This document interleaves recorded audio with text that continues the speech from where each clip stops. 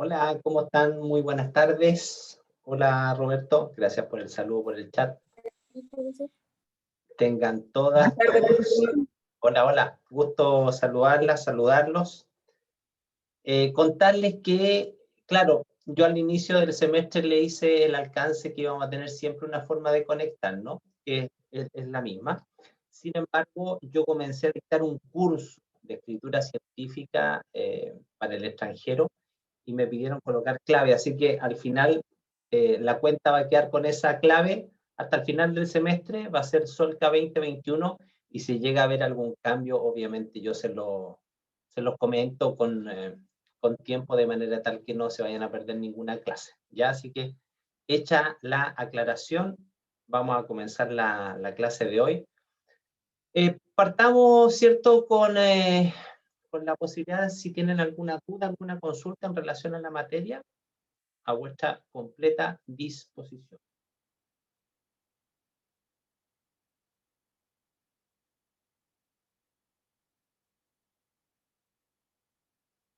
Ya estamos grabando, por si acaso. Ya eso lo hago por defecto porque ya lo conversamos, ¿cierto? A lo largo de todo el semestre vamos a grabar las sesiones de clase.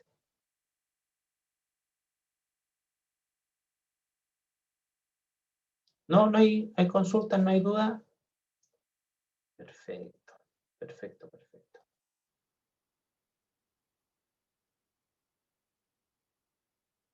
Vamos a hacer la presentación del día de hoy.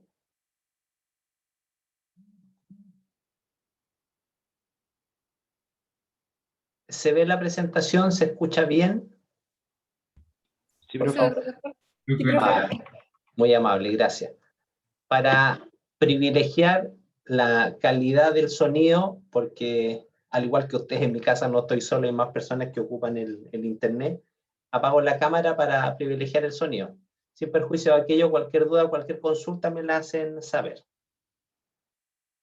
Bueno, lo que corresponde ver hoy día, según planificación, es justamente hablar sobre un tema, diría yo que a esta altura de vuestro desarrollo académico, desarrollo profesional ya, ustedes tienen bastante conocimiento y manejo.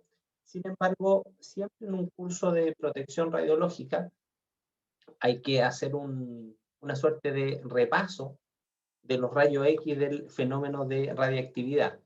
Por ejemplo, hoy día tuve y se dio la coincidencia, que ustedes saben que hago la asignatura de introducción a la tecnología médica, y hoy día sus compañeras, sus compañeros mechones, hablamos sobre los rayos X. Fue su primera aproximación.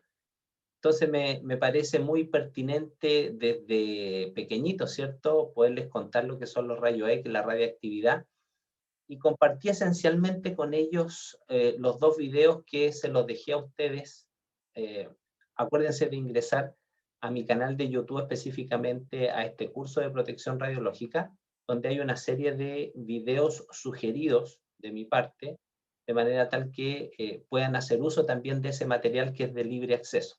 Entonces se dio esa hermosa coyuntura que fuimos viendo qué son los rayos X. Y bueno, ustedes ya son personas, como les digo, con formación y saben que esta persona que está ahí es quien afortunadamente tuvo esa brillantez de hacer algún tipo de asociación entre los fenómenos de luminiscencia que él estaba estudiando. Y cuando hablo de fenómenos de luminiscencia, me refiero a que Röntgen y sus contemporáneos, que eran todos físicos, se dedicaban a estudiar la luz que generaban ciertos tubos, que en este caso eran los tubos de Crooked, pero que después dio paso, y lo vamos a comentar, para que otras personas, Henry Baker, el matrimonio Curie, ¿cierto?, se interesaran por buscar estos rayos misteriosos en elementos que generaban luminiscencia, porque ese es el concepto, la luminiscencia, que se divide en fenómenos de fluorescencia o fosforescencia, como bien saben ustedes, pero de otros materiales. En el caso particular de Röntgen, lo que él estaba estudiando eran fenómenos de luminiscencia en ampolletas ampolletas, ¿cierto?, que se generaban producto de qué cosa. Ah, perfecto. ¿Vio la película? Sí, y yo vi medio sueño, ¿eh? Vi como 25 minutos de la película de Marie Curie en Netflix, así que está para las personas que puedan tener acceso. Sale muy bien, sale la historia, entonces obviamente se comprenden los fenómenos, se comprenden los procesos de mucha mejor manera cuando uno tiene acceso a una película. Así que tienen los videos que yo les dejo de los rayos X, radiactividad, y además obviamente la película de Madame Curie es una muy buena película que les va a permitir entender la historia, ¿cierto?, el desarrollo de la radiactividad.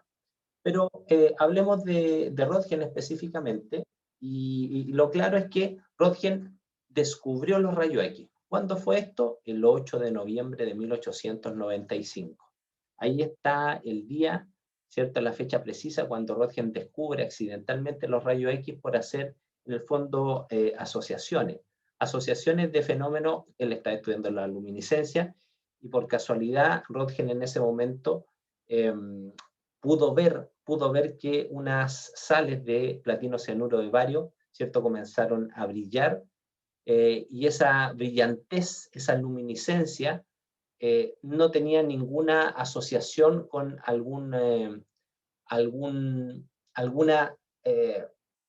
alguna cosa que la produjera, sino que simplemente había un fenómeno de luminiscencia en la ampolla, y de ahí eh, luminiscían también, florecían, fosforecían algunas placas de platino cianuro de bario. Después viene todo el desarrollo, ¿cierto?, que ustedes ya lo conocen mejor que yo. Pero lo importante hoy día no es conocer tanto la historia, sino lo importante hoy día es recordar qué son los rayos X. ¿Y alguien de los presentes me puede definir qué son los rayos X? ¿Qué son los rayos X? ¿Cómo lo definen ustedes? ¿Cómo lo entienden físicamente? Ondas electromagnéticas. Maravilloso, ¿cierto? Son ondas electromagnéticas, como lo muestra este esquema. Son ondas electromagnéticas similares, ¿cierto?, a la luz visible, a los rayos ultravioleta, a los rayos gamma, etcétera, pero son ondas electromagnéticas. Es decir, en el fondo, los rayos X se conciben como ondas sinusoidales, ¿cierto?, perpendiculares entre sí, que viajan en línea recta a la velocidad de la luz. Y una de las ondas va a representar al campo eléctrico y la otra al campo magnético. Un aspecto interesante que me gustaría saber si ustedes lo conocen es, ¿ustedes saben de dónde nace el concepto, la palabra fotón? ¿Lo conocen?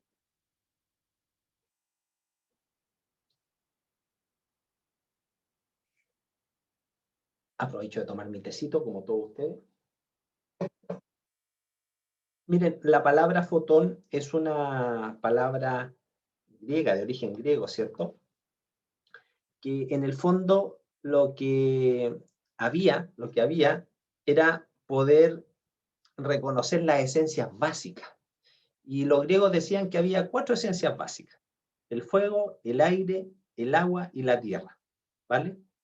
Y en ese concepto, para ellos, la luz le decían fotón. Por lo tanto, al tener un mismo origen los rayos X, es decir, ser ondas electromagnéticas similares a la luz, se habla de fotones luminosos, fotones X, fotones gamma, fotones de luz visible, fotones de microondas, fotones de radio, etcétera, etcétera, etcétera. Ahora, los rayos X, desde el punto de vista de sus características, lo dijimos, son ondas sinusoidales. Por lo tanto, al ser ondas sinusoidales, nosotros podemos reconocer en ellas, físicamente hablando, ¿cierto?, una amplitud, una frecuencia y su longitud de onda. Y dependiendo obviamente de esa longitud de onda, cuando me refiero a la longitud de onda, tiene que ver con el tamaño, ¿cierto?, el tamaño que hay de la distancia entre dos crestas, como sale acá, y dependiendo de la longitud de onda que tenga mi rayo, mi onda electromagnética, yo la voy a clasificar como ondas de luz, ondas de radio, rayos X, rayos gamma. Ahora, desde el punto de vista práctico, se dice que dependiendo de la longitud de onda que tenga una onda electromagnética, esta va a tener la capacidad de interactuar con elementos, con estructuras proporcionales a su longitud de onda.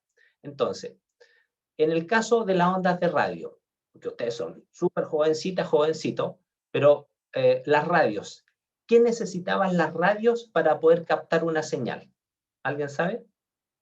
¿Qué debían tener una radio? ¿Antena? Antena, perfecto, ¿cierto? Antena. Y las antenas son, muy bien, Valeria, perdón, que también contestó. La antena son del orden de los metros y el tamaño de la longitud de onda de las ondas de radio es del orden de los metros, centímetros, metros. Entonces, ahí viene la lógica de a qué nivel va a interactuar los rayos X. Los rayos X, en cuanto a su longitud de onda, son longitud de onda muy pequeñas, ¿cierto? Mientras más energéticos sean estas ondas electromagnéticas, que en el caso de los rayos X y los rayos gamma, además tenemos que agregar otro apellido, que son ondas electromagnéticas de tipo, ya lo sabemos, perdón, ondas electromagnéticas ionizantes. Acuérdense siempre de eso, ionizantes. Excelente, Valeria, ionizantes. Nizante es como parecido, pero era ionizantes, pero sé que simplemente digitó mal. Ahora, como las ondas electromagnéticas ionizantes del tipo rayo X tienen una longitud de onda muy pequeñita, eso explica su avidez, eso explica su preferencia de interactuar microscópicamente. Por eso es que, ¿cuál es la parte diana, ¿cierto? Donde preferentemente los rayos X hacen daño a nivel microscópico, a nivel del ADN. Entonces ahí se asocia que el tamaño de la longitud de onda que tiene una onda electromagnética va a interactuar con estructuras, con elementos que son en la misma escala o dimensión de tamaño.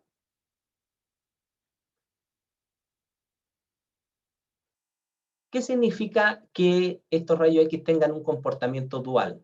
Este famoso comportamiento de onda-partícula. ¿Alguien lo sabe? Ustedes en realidad ya lo debieran saber. ¿Significa que en un momento los rayos X son ondas, en otro momento son partículas? ¿Eso significa? Quiere decir que actúan como onda y partícula al mismo tiempo. Ya, pero no es que sea una onda y una partícula, sino que tiene que ver con cómo interactúa, ¿cierto? Cómo se comporta. Por eso se habla de la dualidad onda-partícula, ¿ya? Tiene características que explica la teoría ondulatoria y tiene características que explica la teoría corpuscular. Por lo tanto, ese comportamiento dualista se asocia fundamentalmente con cómo las ondas electromagnéticas de tipo rayos X interactúan con la materia. Muy bien. Bueno, el concepto fotón ya lo vimos, ¿cierto? Lo que significaba el concepto fotón, pero desde el punto de vista práctico, un fotón es un paquete de energía, un cuanto de energía. Ahora bien, desde el punto de vista práctico, ¿cuáles son los mecanismos de producción de los rayos X? ¿Cuántos mecanismos conocen ustedes? Díganme el número. De Bremsstrahlung. Ya, pero la pregunta es, ¿cuántos mecanismos conocen ustedes? Denme un número. 2. 1, 2, 3. 3. Dos. A ver, me mataste. No. ¿Quién dijo 3? Porque usted en estos momentos, si es capaz de demostrar eso, se gana el premio Nobel. Y yo se lo administro. No, ¿cuántos? Elizabeth, 3 o 2 o 1. 2, ¿cierto? 2, muy bien, muy bien. Como bien dijo un compañero, la producción de Bremsstrahlung y la otra se llama, ¿cómo se llama la otra? Radiación de tipo. Bien, excelente. Entonces, no se les olvide no se les olvide, son las dos formas. Miren, y acá hay una figura, un esquema que yo hice hace muchos años, y yo sé que es muy burdo con la tecnología de creación de videos que hay ahora, pero yo lo sigo manteniendo, no por porfiado, sino porque siento que es explicativo. Entonces, en la producción de Bremsstrahlung, lo que tenemos nosotros va a ser un electrón que le dicen proyectil, que ese electrón proyectil va a interactuar, ¿cierto?, con un electrón de tipo orbital, ¿cierto? ¿Qué le pasa? A ver, ¿qué le pasa en el fondo al electrón? ¿Interactúa con un electrón o interactúa con el núcleo en Bremsstrahlung, en la radiación de frenado? A ver, ¿cómo era? Con el núcleo, creo. Núcleo, No, ¿cierto? con un... No. ¿O con un electrón? Los electrones, profe, no llegaba al núcleo, como que Era la con fuerza electrones de las golpeaba capas más el- internas. A ver, ¿cómo será? A ver, buena discusión, ¿eh? ¿Cómo es eso? ¿Cómo es la producción de los rayos X?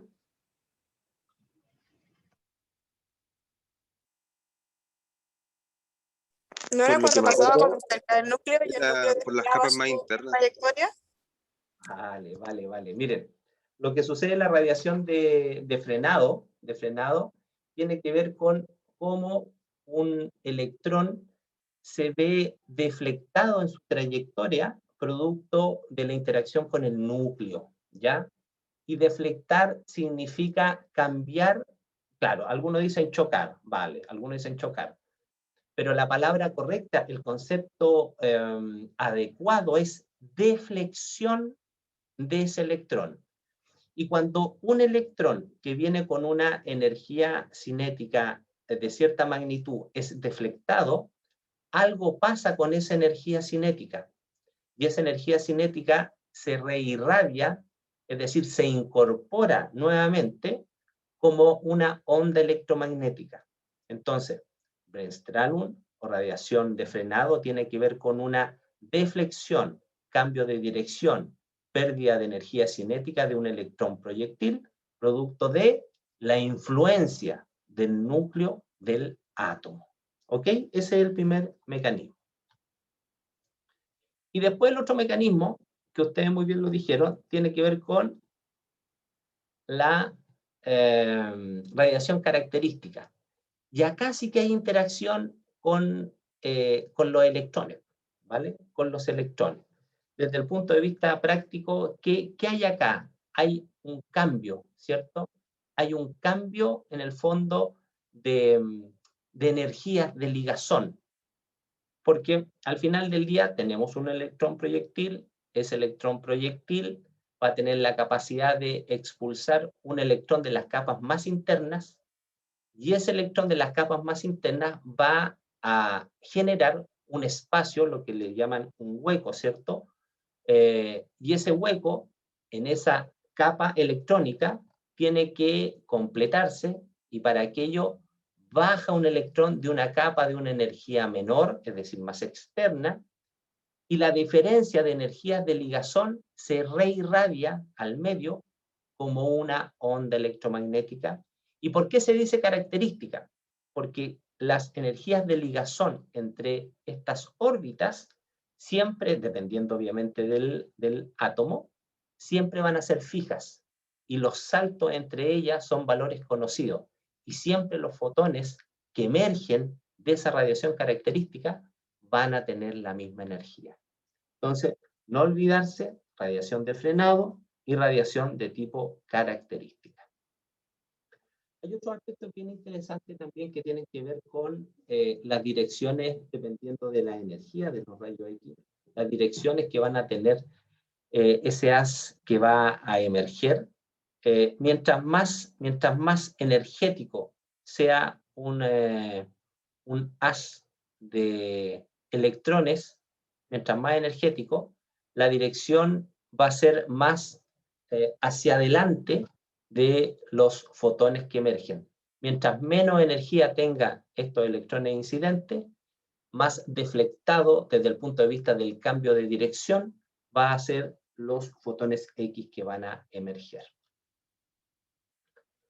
Otro aspecto que ustedes tienen que manejar al dedillo, que yo sé que lo manejan, simplemente hoy día estamos recordando, tiene que ver con el tema de comprender el espectro de energías que tienen los rayos X.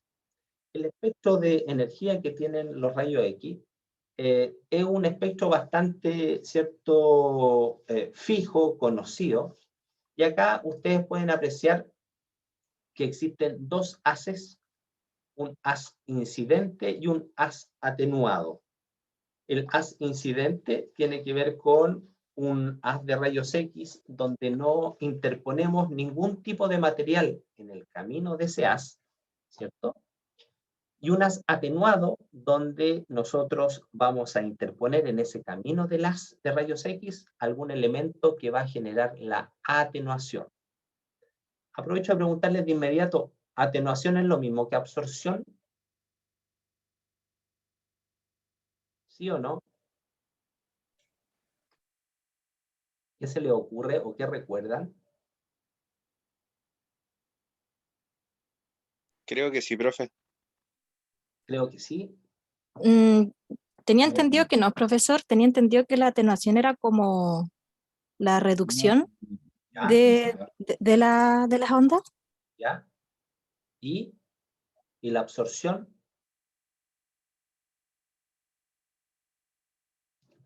Ok, miren, desentrañemos esa cuestión. El fenómeno de remoción de un haz de fotones producto de la interacción de algo en su camino, esa reducción, eso se llama atenuación, ¿ok? Los rayos X se atenúan.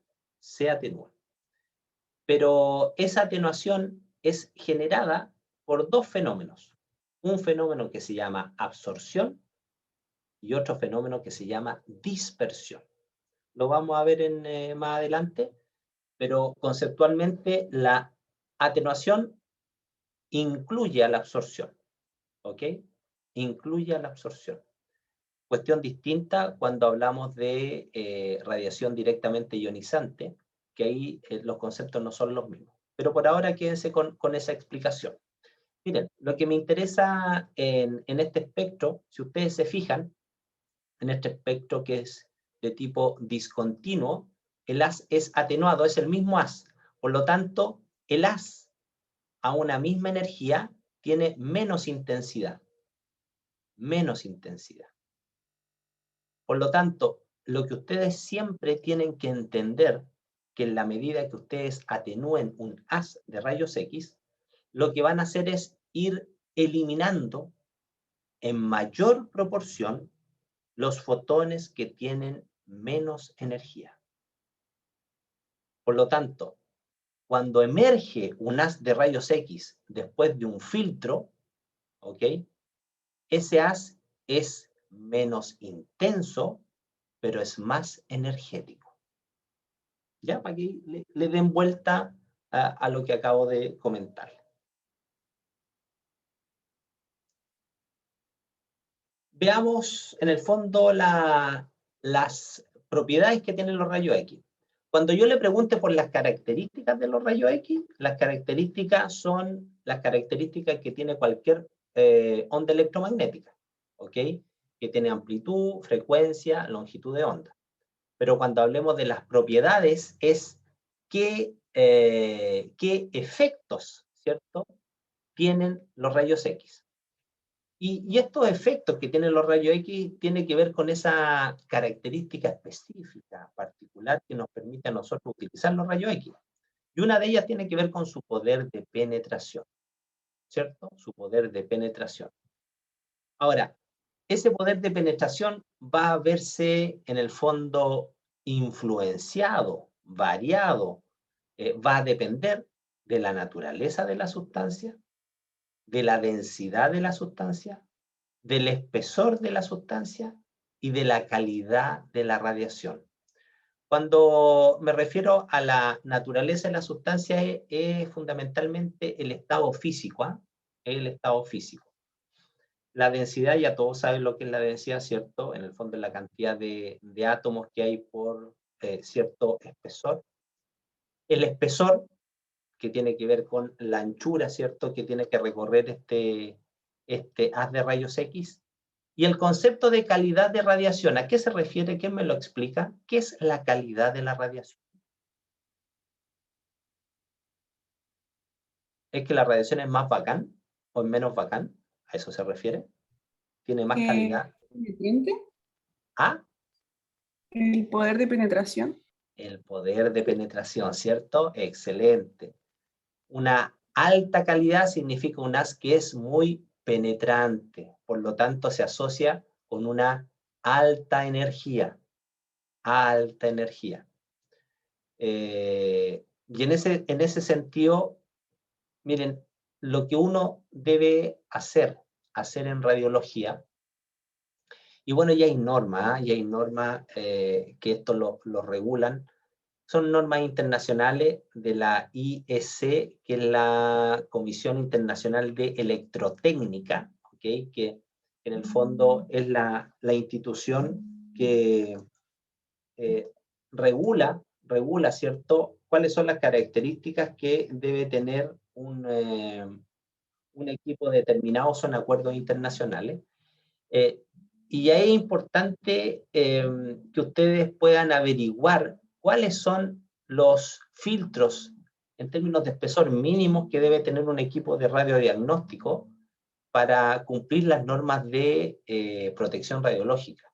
Porque todos los equipos de rayo, el día que puedan volver a la universidad, ahí los invito, o puedan buscar videos en internet y ver que todos los equipos de rayo tienen filtros. Y dependiendo del filtro es el haz que emerge. Y los filtros se ven en términos de capa hemirreductora. Que ustedes se acuerdan lo que era la capa hemirreductora, ¿cierto? A ver. Sí, profe. 2 milímetros de aluminio, cobre, oro. Lo del oro no estoy tan seguro. Pero búsquenlo bien, búsquenlo, ¿ya? La capa hemirreductora, ¿qué era, me dijeron?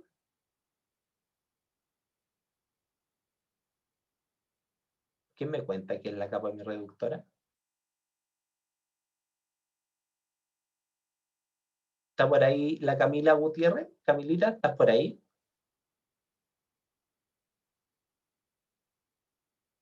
No está la Cami. Catherine Segovia, ¿está por ahí la Catherine? Tampoco está. Don Sebastián Cáceres. A ver, por acá. Hola, profe. Hola, hijo. ¿Usted me ayuda a poder avanzar respondiéndome qué recuerda que es la capa hemirreductora? Era un material que se ponía en el haz ¿Ya? y reducía como la mitad del valor de exposición, creo. Vale. Es el espesor, ¿cierto? Para Es reducir la el espesor. O sea, Perfecto. tiene que ver con el espesor. Claro, es el espesor necesario de algún material que disminuya la intensidad de la radiación a la mitad. ¿Ok? A la mitad. La intensidad, no la energía, la intensidad. Muy bien, felicitaciones. Tan claritas con varios conceptos, lo cual me deja muy Eso tranquilo. tenía, profesor, como una sigla de la capa de mi reductora. Eran como 3 siglas. HBL, en HBL. inglés. Low Ajá. Valor y lo de medio, Low Valor, medio parece que es, ahí está el tema. Low, Ya. HBL. Ahí búscalo en internet, pues ahí nos contáis, ¿ya? Muy bien. No característica, otra propiedad es que genera efectos de luminiscencia. Ya eso lo sabemos. Y particularmente cuando existía lo que era la película pantalla, chiquillos, es decir, que para tomar una radiografía uno utilizaba un chasis que se llamaba, un chasis que en mantención lo tienen que haber visto, el chasis que comprimía, ¿cierto?, la placa radiográfica, generaba luz. ¿Por qué? porque generaba un efecto de amplificación de los rayos X, y por eso los tiempos de exposición son menores, o eran menores cuando se utilizaba la película dentro de un chasis, y no se utilizaba el ennegrecimiento de la película directamente con el haz de rayos X. Entonces, hay efectos de luminiscencia que generan también los rayos X en ciertos materiales. Está el efecto fotográfico, ¿cierto? Que es el ennegrecimiento, que ya ustedes también conocen. El efecto de ionización de gases, fundamental, pero clave para poder entender cómo funcionan los detectores gaseosos, que yo creo que ustedes ya lo han estado viendo, y nosotros lo vamos a comentar cuando veamos el tema de los dosímetros, ¿ya? Y están todos los efectos biológicos que en el curso de radiobiología con el profesor Nosetti los van a profundizar, pero recuerden ustedes que los efectos biológicos se agrupan en dos categorías. ¿Ya lo vieron eso? ¿Los efectos biológicos de la radiación ionizante? ¿O todavía no llegan a eso? No, todavía no. No, por eso todavía no. Ya, entonces no me voy a adelantar para que lo vean con Dieguito. No hay problema. Yo me acuerdo que lo nombraron en mantención, pero así como no muy profundo. Ya, los efectos son los efectos estocásticos o no determinísticos, ¿ok?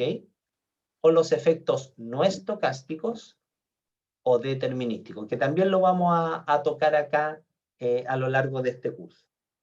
Chiquillas, chiquillos, ¿algún comentario, alguna consulta con respecto a este barniz, a este recordatorio que le he hecho de los rayos X? Por favor, si tienen dudas, consulta.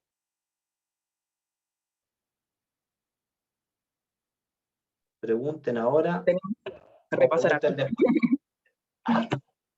Creo que tenemos que repasar harto porque la verdad todos los términos los conocemos, pero se nos olvidan, se nos confunden entre sí. Vale. Oye, lo importante es que el material de apoyo está, ¿ya? Así que estudien lo que yo les entregué. Recuerden, y se lo voy a repetir y no hay ningún problema, porque el espíritu que tengo yo es un espíritu absolutamente proactivo y de colaboración, de ser un facilitador en ustedes, y en ese sentido recordarles que nosotros tenemos planificado todas nuestras clases, todas. Ustedes tienen a disposición todo el material necesario para poder traer preparadas las clases, estudiado el material y bombardearme a preguntas. Pero eso lo dejo a vuestro criterio, ¿ya? Como sugerencia, estudien la cátedra antes de que vengan conmigo, porque obviamente eso les va a facilitar todo el tema que tiene que ver con el aprendizaje más significativo de todos estos contenidos, ¿ya? Así que ahí le hago esa invitación para que ustedes, si gustan, la puedan tomar. Muy bien, miren, entramos en una parte que es muy bonita, que tiene que ver con toda esta historia, ¿cierto? Esta historia maravillosa de la radiactividad, y que tiene que ver con esta historia en el desarrollo de la física, de nuestra física moderna, que va absolutamente aparejado, ¿cierto? Aparejado después del descubrimiento de los rayos X. ¿Alguien me podría explicar cómo se hace la concadenación entre el descubrimiento de los rayos X y el desarrollo de la radiactividad? ¿Alguien lo sabe? Porque lo que sí está claro es que primero se descubren los rayos X, ¿cierto? Y después viene todo el boom de la radiactividad.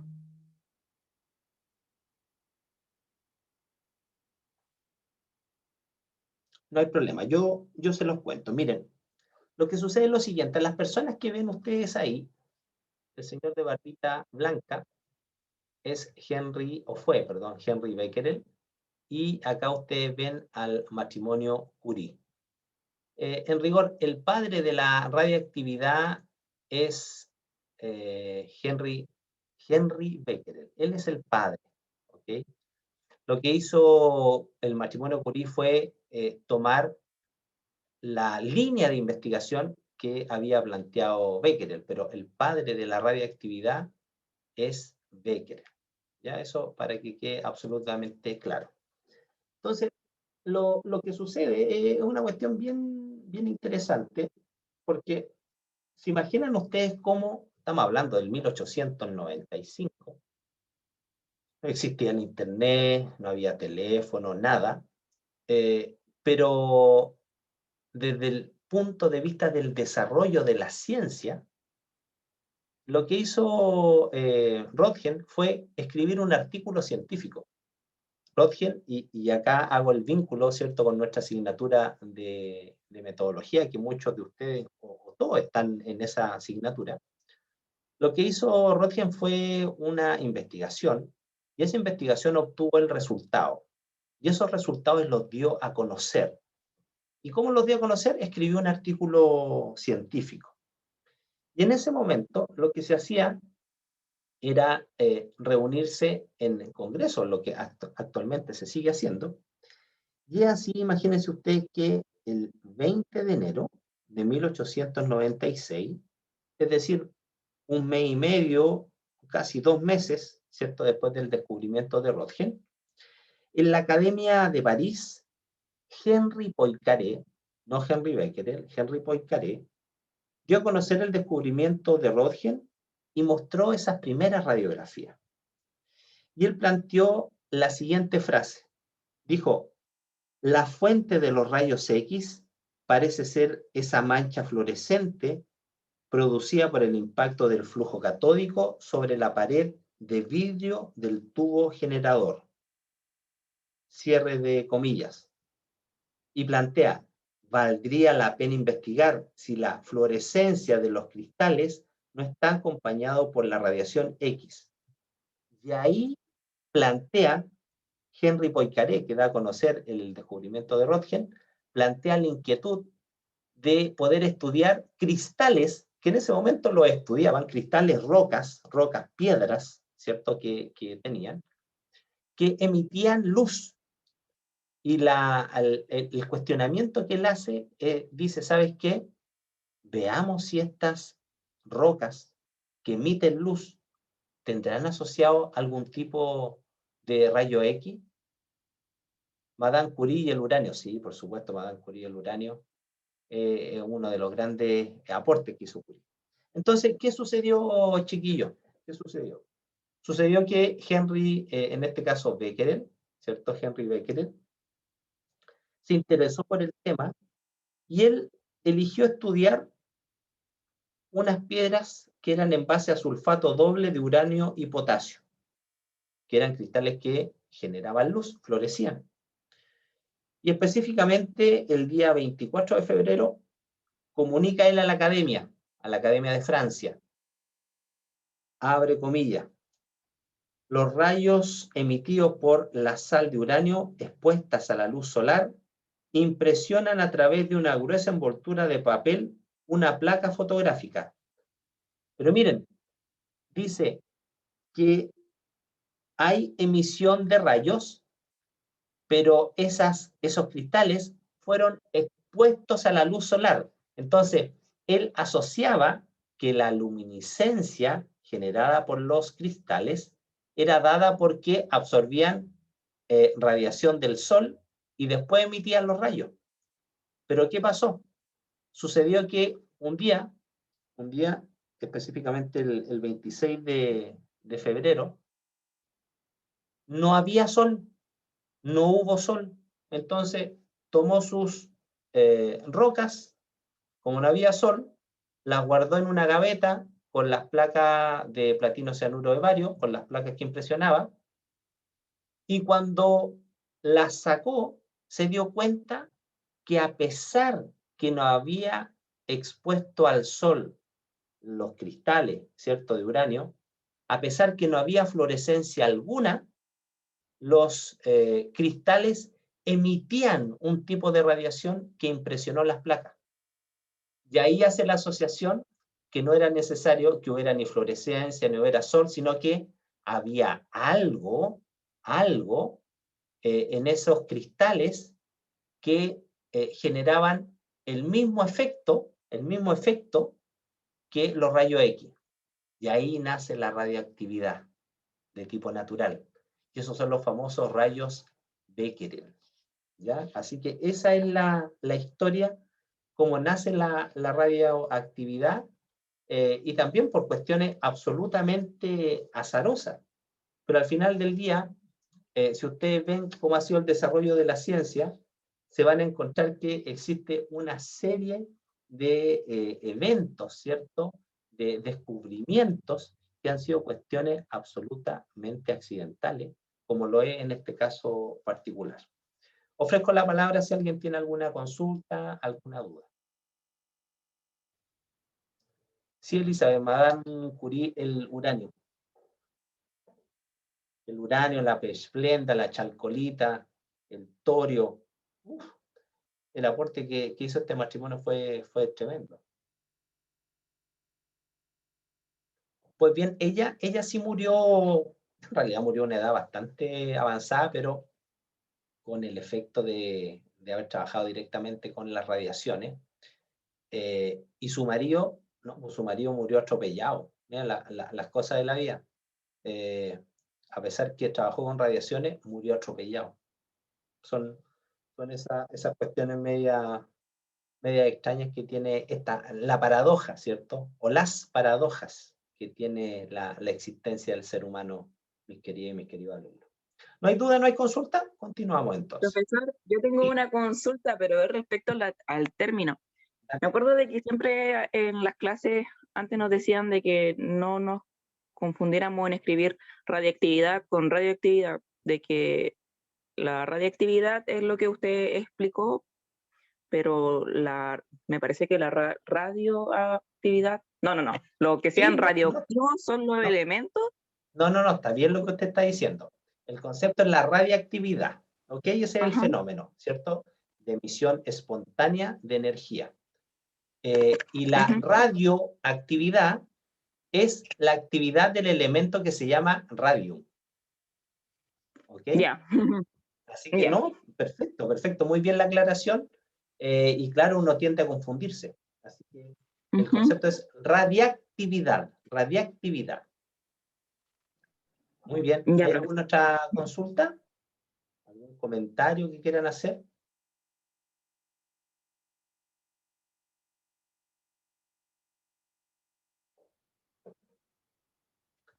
Muy bien, continuamos. Veamos qué es la radiactividad, ¿cierto? Dice la emisión espontánea de partículas y fotones. En el fondo es la emisión espontánea de energía, ¿cierto? Que tienen ciertos átomos, particularmente que hay una inestabilidad en su núcleo. Eso es la radiactividad. También ustedes deben saber que núcleos con un A mayor a 209 son inestables. El símbolo A, ¿qué significaba? ¿Qué representaba, químicamente hablando? Número másico. Perfecto, y el número másico, a su vez, ¿es la suma de qué cosa? Neutrones y protones. Muy bien, felicitaciones, excelente. Lo otro importante, como lo vimos en su momento, ¿cierto? Cuando hablamos de las familias radiactivas en la clase anterior, hay series radiactivas que son naturales y artificiales. Ojo, una cuestión histórica. ¿Saben ustedes quiénes desarrollaron la radiactividad artificial? ¿Quiénes son los padres? La hija de Curie con su esposa. Eso, muy bien, excelente. ¿Vio la película, parece, o no? Me vi la película. Grande, muy bien. Excelente. Lo otro, hay que entender que el fenómeno de radiactividad de esta emisión de energía, ¿cierto? De esta emisión de energía, está explicada por el concepto de decaimiento radiactivo. Es decir, la radiactividad es la búsqueda de la estabilidad de un átomo. Y esta estabilidad va a ser alcanzada una vez que pueda alcanzar el equilibrio entre sus nucleones. Por lo tanto, lo que hace es ir eliminando este exceso de energía y es lo que se conoce como el decaimiento radiactivo, la emisión de energía y partículas. Ahora, ¿por qué dice que está asociado, cierto, o relacionado con las fuerzas nucleares involucradas? Miren, acá hay una cuestión bien interesante que ustedes deben comprender lo siguiente. Los protones, ¿cierto? Entre los protones, por su carga, tienden a repelerse. Y es lo que se habla de las fuerzas eléctricas o las fuerzas de tipo columbianas. Sin embargo, también dentro de los núcleos hay unas grandes fuerzas de atracción, que son las famosas fuerzas de cohesión. Y esa fuerza de cohesión es la que mantiene unido a los neutrones y los protones, ¿ok? Mantiene unidos a los neutrones y los protones.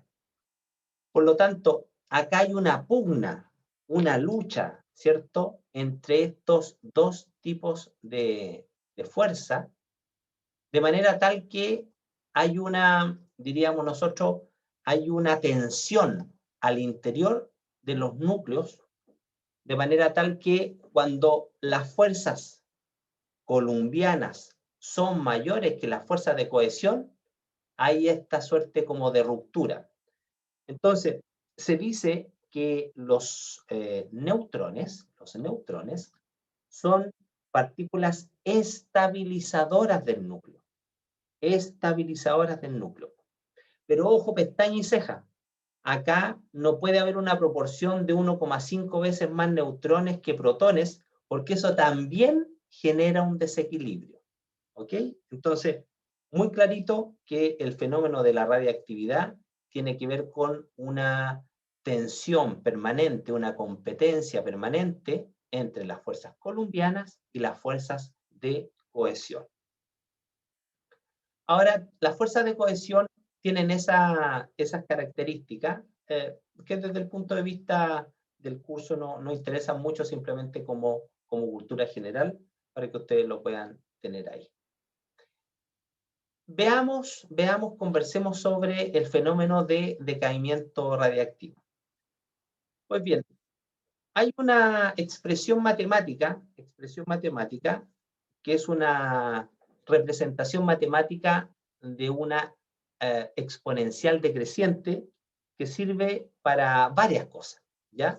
Y afortunadamente el decaimiento radiactivo, es decir, el proceso de emisión de energía de un núcleo, de un átomo que es radiactivo, se puede explicar a través de este modelo matemático que es una exponencial decreciente. Y en esa exponencial decreciente va a haber una constante, ¿cierto? Que es la constante lambda, que es la famosa constante de desintegración, que es una característica propia de cada elemento. Entonces, esta expresión matemática, vamos a tener nosotros que el número final, ¿cierto?, de átomos sin desintegrarse va a ser igual al número inicial de átomos por logaritmo natural de E elevado a la constante de desintegración por un tiempo determinado. Entonces, esta expresión matemática es la que te permite a ti predecir el comportamiento del decaimiento radiactivo. Y esta expresión matemática, cuando uno le cambia los conceptos, las variables, pero utilizando el mismo modelo, te sirve para predecir los fenómenos de atenuación de la radiación, que lo vamos a ver más adelante dentro de este curso.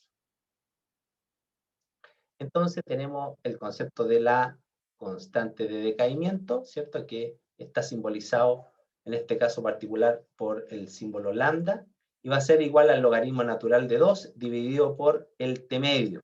El t medio, como lo vamos a conversar, no es la vida media, ¿ya? Ustedes no tienen que cometer ese error. Ustedes son alumnos de la Universidad de Tarapacá y conceptualmente tienen que estar siempre muy claritas y muy clarito de lo que hablan. Esto es el periodo de semidesintegración o semiperiodo. Ojo con eso. Y ahí está la expresión, ¿cierto? Es simplemente un cambio de variable. Y esto tiene que ver con el tiempo que se requiere para que la muestra de átomos radiactivos disminuya a la mitad, ¿ya? Y esto, obviamente, este tiempo, esta velocidad de decaimiento es propia y particular de cada uno de los elementos. ¿Se escucha bien, cierto? ¿No se ha perdido la conexión? Si se escucha bien, profesor. Excelente, excelente. Entonces vale la pena tener la cámara apagada. Otro concepto importante es la vida promedio, ¿ya? Y conceptualmente es el tiempo promedio o la media que un átomo permanece sin desintegrarse. Desde el punto de vista práctico, ojo, en su vida laboral el día de mañana, si alguien se dedica a la medicina nuclear, el concepto que más va a utilizar es el periodo de semidesintegración, ¿ok? Porque con eso ustedes van a poder calcular cuál es la actividad inicial que van a requerir de una muestra, de manera tal que, pasado cierto tiempo, tengan cierta actividad acumulada que les permita hacer el tratamiento o el diagnóstico. Y ahí está la definición de actividad, ¿cierto?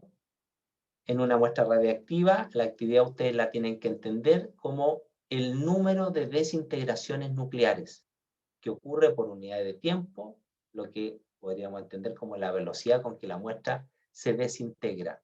Ojo, desintegraciones nucleares tiene que ver con la contabilización de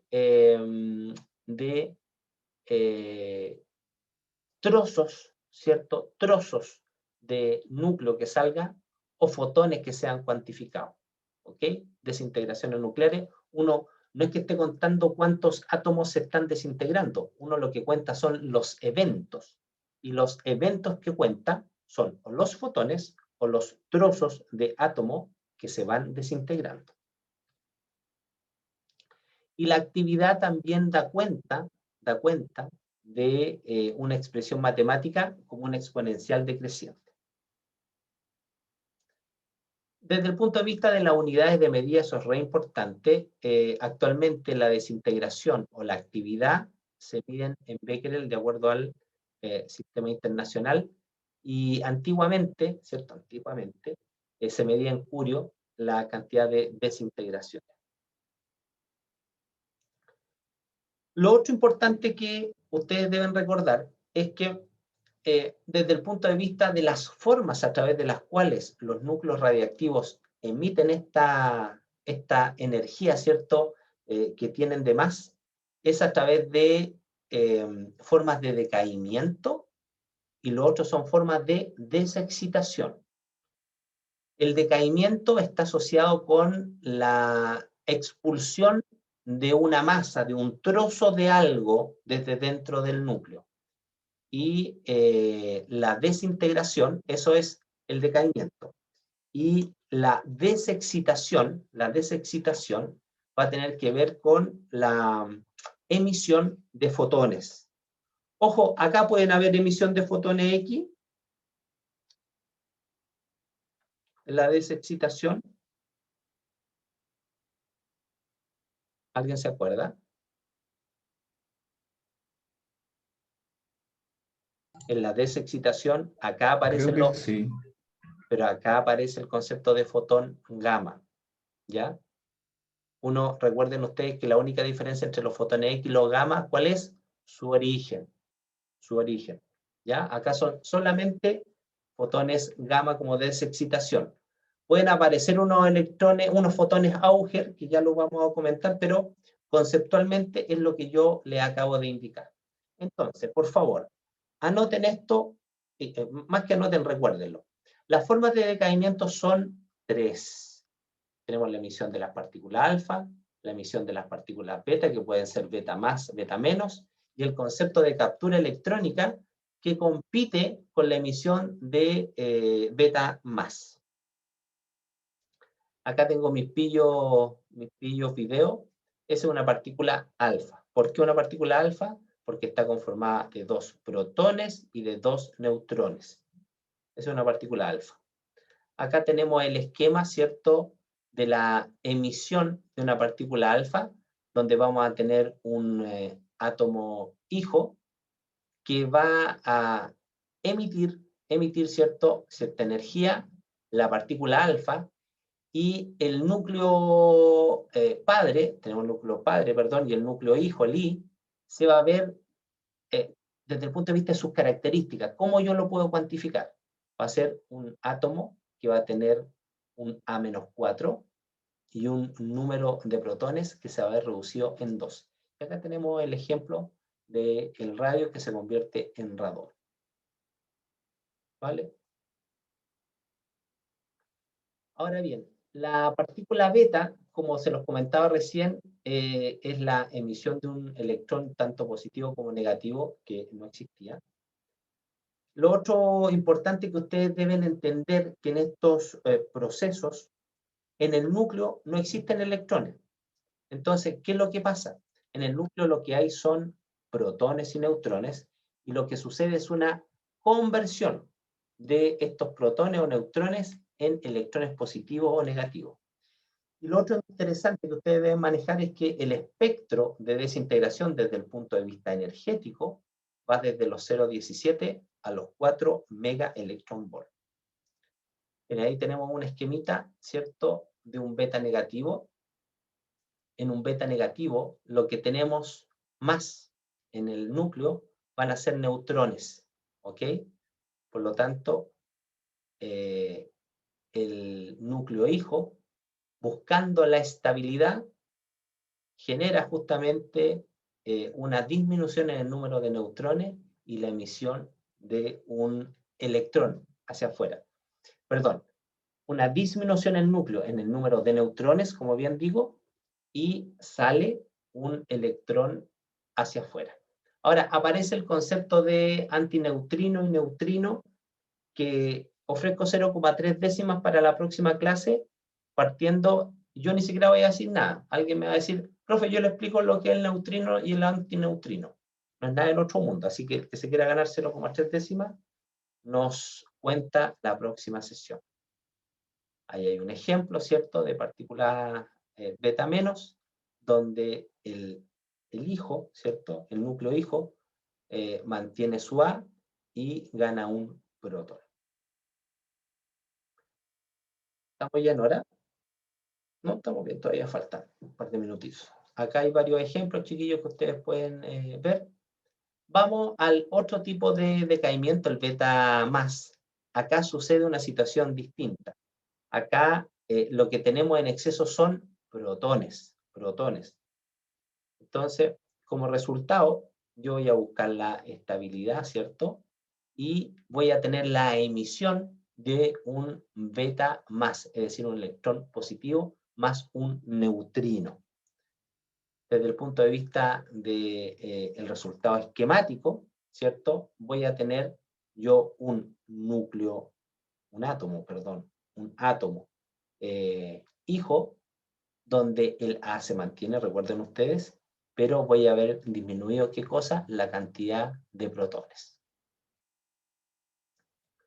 Y la captura electrónica es una forma competitiva, ¿cierto? Competitiva a la captura beta más, donde lo que se hace es absorber, robar, extraer un electrón de las capas externas, introducirlo ¿para qué? Para poder compensar el exceso de protones que este núcleo tiene en su interior.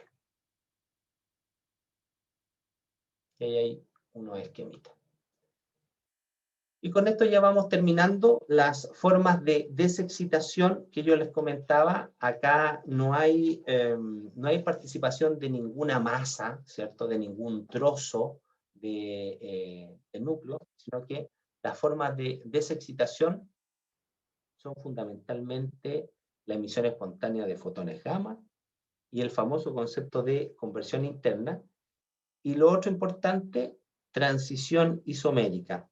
Ojo, la transición isomérica, parto de atrás para adelante, es un concepto fundamental que nos permite a nosotros una de nuestras especialidades, que es la medicina nuclear, ya que el concepto de transición isomérica tiene que ver con elementos que no alcanzan la estabilidad en un solo paso, sino que quedan en una suerte de estado excitado, donde emiten radiación, y esa radiación es constante, permanente en sus valores, por lo tanto puede ser cuantificado a través de una gamma cámara. Y es el principio de, en este caso, las famosas vaquitas de molibdeno, ¿ya? Que te generan posteriormente el tecnesio 99 metestable, que es el elemento radiactivo con el cual uno marca, en este caso particular, los fármacos. Bueno, ahí tenemos la conversión interna. Ahí la conversión interna, hay un exceso de energía nuclear. Ese exceso de energía nuclear pasa directamente a un electrón orbital, ¿cierto? Y este es eyectado. Ahora, este proceso también se puede considerar como un efecto de tipo fotoeléctrico interno. ¿Por qué? Porque el rayo gamma que escapa del núcleo interactúa con un electrón orbital del mismo átomo. Y ojo, pestaña y ceja, se pueden producir rayos X característicos por la ocupación de electrones de capas superiores a las órbitas que se quedaron vacías. Ojo, esos electrones eyectados son los famosos electrones Auger. Auger. Entonces, los electrones Auger se dan cuando hay procesos de conversión de tipo interna. ¿Ok? Y era lo que yo le había comentado con respecto a la transición isomérica.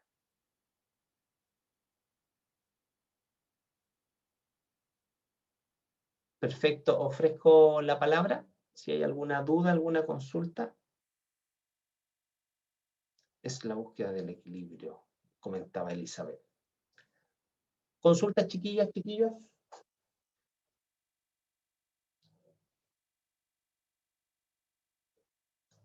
Muy bien. Entonces, si no hay dudas, consultas, dejamos la clase Jan hasta acá. Montes envió un mensaje. ¿Perdón? Jan Montes envió un mensaje. Profesor, estos PPT están en intranet. Yo los voy subiendo después de la clase. Si se fijan, de la clase anterior ya lo subí y ahora voy a subir este.